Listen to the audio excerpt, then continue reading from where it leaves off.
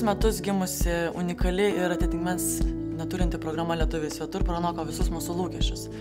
Iš pradžių mūsų siekis pristatyti keletą užsienį gimusių ar gyvenančių lietuvių darbus patapo visiškai ambicinga ir savarankiška programa, kuri pradėjo sparčiai plėstis ir šiemet geografiškai jinai išsiplečia net iki 5 pasaulio kontinentų. Čia norėčiau išskirti ko gero svarbiausią programos filmą Gyvenimas yra šventas. Tai režisieriaus Andrėjas Dalsgaard filmas, kuris už savo ankstesnius dokumentinius filmus gavo tikrai nemažai apdovanojimų.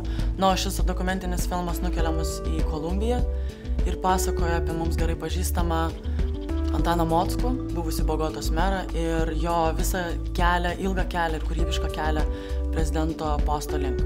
Tai filmas apie žodžio laisvę, apie kūrybiškumą ir be abejonės apie drąsą, visais būdais siekiant įveikti tą užburtą smurto ir korupcijos ratą Kolumbijoje. Taip pat norėčiau skirti armėnų rusų režisierės Anos Melikian naujausią vaidybinį filmą Žvaigždė.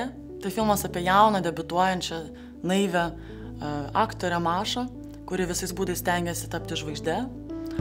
Ir į ją įsimylėjusi 15-metį vaikiną, kuris stengiasi pabėgti nuo savo turtingo tėvo ir arogantiškos pamotės Margaritos, kurie stengiasi jam įbrukti tokias banalias, tuščias vertybės. Šis filmas mums svarbus tuo, kad galų gale lietuviai galės pamatyti talentingą Severijos Janašauskaitės pasirodymą, kuri už Margaritos vaidmenį šiame filme buvo apdovanota kaip geriausia aktorė Kino Taurus kino festivalyje bei pelnė nacionalinį kino premiją, dar vadinama Rusijos Oskaru, Auksinis erelis. Taip pat filme vaidmenį sukūrė Lietuvos kino legendos Juozas Budraitis ir Arūnas Storpirštis.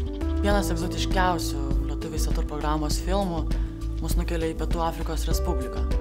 Mylėk tą, kurią myli, tai naujausias debiutinis režisierės Dženos Katabas, kuri turi ir lietuviško kraujo filmas, pasakoja apie be galo įsimylėjusią porą, kuri nepagrįstomis abejonėmis ir baimėmis netikėtai patenka į tokį netradicinį meilės trikampį.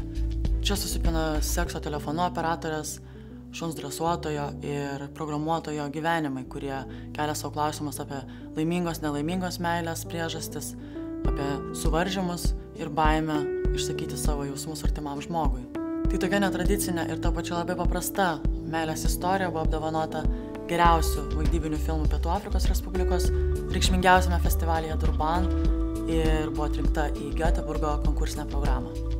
Be abejonės norėčiau skirti ko gero kontroversiškiausią šios programos filmą, priversiti kiek kitaip pažvelgti į programą ir jos turinį. Tai australų režisierių Angus Sampson ir Tony Mahoney naujausia juodo humoro drama Mulas. Tai filmas apie kilogramą heroino savo skrandyje gabenantį ir Australijos pasienyje pričiumpamą vaikiną, kuris uždaromas, tokių nuožmių policininkų uždaromas į saugomą ir griežtai prižiūrimą kambarį tiems įrodymams išgauti. Kontroversinis šis filmas laikomas ne tik dėl savo turinio ir temos, bet ir dėl vieno iš ryškiausių tokių personažų filme.